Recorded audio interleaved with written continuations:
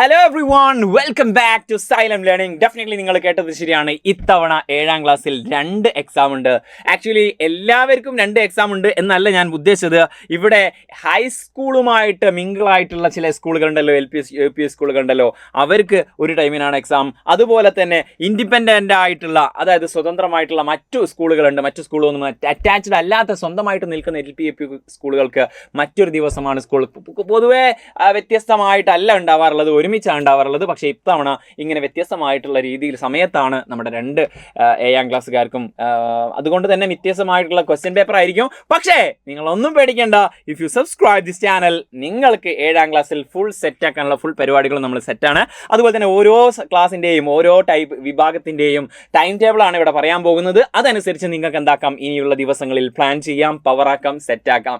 Yes, ഇനിയും subscribe ചെയ്തിട്ടുള്ള ആൾക്കാർ പെട്ടെന്ന് സബ്സ്ക്രൈബ് ചെയ്യുക. നമുക്ക് എന്താക്കേണ്ടതാണ്, സെറ്റാക്കേണ്ടതാണ്. കണ്ടോ, ഫസ്റ്റ് നമ്മൾ പറയാൻ പോകുന്നത് ഹൈസ്കൂളുമായിട്ട് മിങ്കിളായിട്ടുള്ള അറ്റാച്ച്ഡ് ആയിട്ടുള്ള സ്കൂളുകളെ പറ്റിയിട്ടാണ്. അവരുടെ ടൈം ടേബിളാണ്. ആക്ച്വലി അവർക്കാണ് നേരത്തെ എക്സാം തുടങ്ങുന്നത്. ഈ വരുന്ന 5ാം തീയതി അവർക്ക് എക്സാം തുടങ്ങുകയാണ്. 5ാം തീയതി ഇംഗ്ലീഷാണ് അവരുടെ ഫസ്റ്റ് എക്സാം. അതിൻ്റെ മുമ്പ് അതുപോലെ തന്നെ സമയം മറക്കണ്ട, എല്ലാവർക്കും സമയം തുടങ്ങുന്നത് ഉച്ചയ്ക്ക് ശേഷമാണ്. 1:30 തുടങ്ങിയിട്ട് 3:45 എല്ലാ ദിവസവും എക്സാം അവസാനിക്കുന്നത്. കണ്ടോ സെറ്റാണ്. അപ്പോൾ ഇംഗ്ലീഷിന് 5ാം തീയതി ആണെങ്കിൽ നമ്മൾ എന്തായിരിക്കും, സൈലത്തിനെ സംബന്ധിച്ചിടത്തോളം 4ാം തീയതി മുതൽ, ആക്ച്വലി ഇനിയുള്ള ദിവസങ്ങളിൽ ഇംഗ്ലീഷിൻ്റെ ലൈവുകൾ ഉണ്ടാകും. 4ാം തീയതി നമുക്ക് മെഗാ മാരത്തോൺ ഉണ്ടാകും. ഇംഗ്ലീഷിൻ്റെ ആ ഒരു എക്സാമിൻ്റെ രാവിലെ മോർണിംഗ് ബൂസ്റ്റർ ഉണ്ടായിരിക്കും. പിന്നീടോ അന്ന് രാത്രി തന്നെ എന്തുണ്ടായിരിക്കും, ആൻസർ കീ ഡിസ്കഷൻ ഉണ്ടായിരിക്കും. നെക്സ്റ്റ് വൺ മലയാളം സെക്കൻഡ് എന്ന് പറയുന്നത് ആക്ച്വലി 7ാം തീയതിയാണ്. അന്ന് വ്യാഴാഴ്ചയാണ്. ഈ ദിവസങ്ങളിലൊക്കെ മെഗാ മാരത്തോണുകളും രാവിലെ മോർണിംഗ് ബൂസ്റ്ററുകളും എല്ലാ ദിവസവും ഉണ്ടായിരിക്കും. അത് സെറ്റാണ്. അതുപോലെ തന്നെ നമ്മുടെ ലാംഗ്വേജസ് ആണ് പിന്നീട് വരുന്നത്. അതിനെക്കുറിച്ച് ഗ്യാപ്പ് ഉണ്ട്. ആ ഗ്യാപ്പിൽ നിങ്ങൾക്ക് ലാംഗ്വേജസ് മൊത്തം സെറ്റാക്കാനുള്ള പരിപാടികൾ നമ്മൾ ചെയ്യുന്നതാണ്. പവറാണ്. നെക്സ്റ്റ് വൺ പിന്നെ മാത്സ് ആണ്. 16ാം തീയതി ആക്ച്വലി സാറ്റർഡേ, ശനിയാഴ്ചയാണ്. അപ്പോൾ ഇവിടെ ഒരു ഗ്യാപ്പ് ഉണ്ട്. അവിടെ നമ്മൾ മാത്സ് നമ്മൾ തകർത്തെടുക്കുന്നു. നെക്സ്റ്റ് വൺ ബേസിക് സയൻസ് ഉണ്ട്. 19ാം തീയതിയാണ് ബേസിക് സയൻസിന് ആക്ച്വലി 2 ദിവസം ഗ്യാപ്പ് ഉണ്ട് എന്ന് കരുതി ഇപ്പോഴേ തുടങ്ങാതിരിക്കേണ്ട, നമുക്ക് സെറ്റാക്കണം.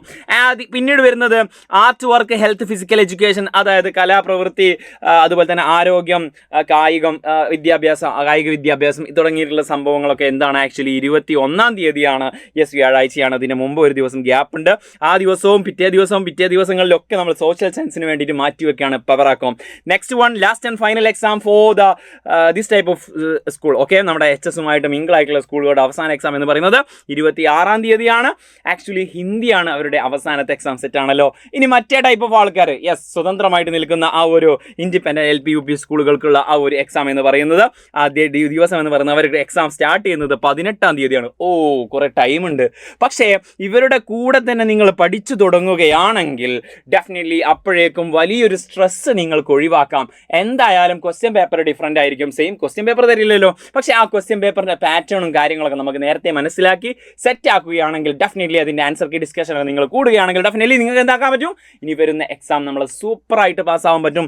18ാം തീയതി മലയാളം സെക്കൻഡ് ആണ്.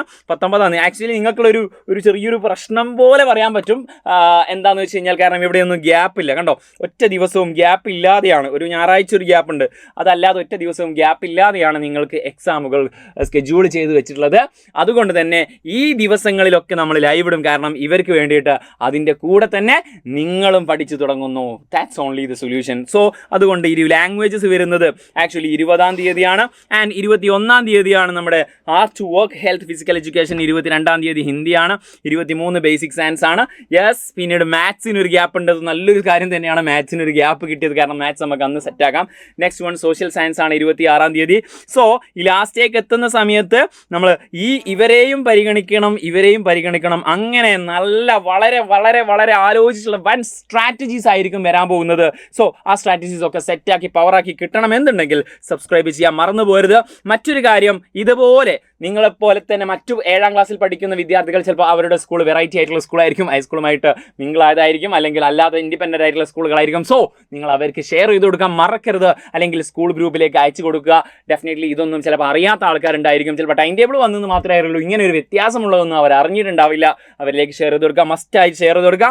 ലൈവിൻ്റെ ഒക്കെ നോട്ട്സ് കിട്ടാൻ വേണ്ടിയിട്ട് വാട്സപ്പ് കമ്മ്യൂണിറ്റിയിൽ ജോയിൻ ചെയ്യാതെ കമൻറ്റ് ബോക്സിൽ പിൻ ചെയ്ത് വെച്ചിട്ടുണ്ട്. അതുപോലെ തന്നെ which is your toughest subject, നിങ്ങൾക്ക് ഏറ്റവും ടഫ് ആയിട്ടുള്ള സബ്ജക്റ്റ് ഏതാണ്? നമ്മൾ ഓൾറെഡി ഓൾറെഡി കുറേ സബ്ജക്റ്റുകൾ കാണിച്ചല്ലോ. അത് ഏതാണ് ഏറ്റവും ടഫ് ആയിട്ടുള്ള സബ്ജക്റ്റ്, അത് മാത്രമല്ല ഏത് പോർഷൻ ആണ്. ചിലപ്പോൾ ഉണ്ടാവില്ല ഇംഗ്ലീഷിൽ സാർ ഞങ്ങൾക്ക് കോൺവെർസേഷൻ ഞങ്ങൾക്ക് ഭയങ്കര ടഫാണ്, അല്ലെങ്കിൽ ഡയറക്റ്റ് റൈറ്റിംഗ് ഭയങ്കര ടഫാണ്, അല്ലെങ്കിൽ ഡിസ്ക്രിപ്റ്റീവ് ടൈപ്പ് സാധനങ്ങളൊക്കെ ഭയങ്കര ടഫാണ്. അതുപോലെ തന്നെ ഏത് സബ്ജക്റ്റ് ആണെങ്കിലും അത് എന്താണ് നിങ്ങൾക്ക് ടഫ് എന്നുള്ളത് കൂടി കമൻറ്റ് ചെയ്യുകയാണെങ്കിൽ നമ്മൾ ഫാക്കൽറ്റീസിന് എന്താക്കാൻ പറ്റും, കുറച്ചുകൂടി അതിൽ കോൺസെൻട്രേറ്റ് ചെയ്ത് നിങ്ങൾക്ക് വേണ്ടിയിട്ട് എക്സ്ട്രാ വർക്ക് ചെയ്ത് സെറ്റ് ആക്കാൻ പറ്റും. ഓക്കെ, നമ്മളിത് തകർക്കും മക്കളെ. ഇത്തവണത്തെ ആനുവൽ എക്സാം നമ്മൾ പവറാക്കി എഴുതും. യെസ്, ഡെഫിനറ്റ്ലി അത് നമ്മുടെ സൈലത്തിൻ്റെ കോൺഫിഡൻസ് ആണ്. നിങ്ങൾക്കും ഉണ്ടാകും ആ ഒരു കോൺഫിഡൻസ്. ഡെഫിനറ്റ്ലി നമ്മൾ സെറ്റ് ആകുവാണ്. നിങ്ങൾ പവറല്ലേടാ, നിങ്ങളുടെ അഭിപ്രായങ്ങൾ ഈ കാര്യങ്ങളൊക്കെ ടഫ് സബ്ജക്റ്റ് കാര്യങ്ങളൊക്കെ കമൻറ്റ് ബോക്സിൽ അറിയാം. നമുക്ക് ഇത്തവണ പൊളിക്കാം. Okay, by.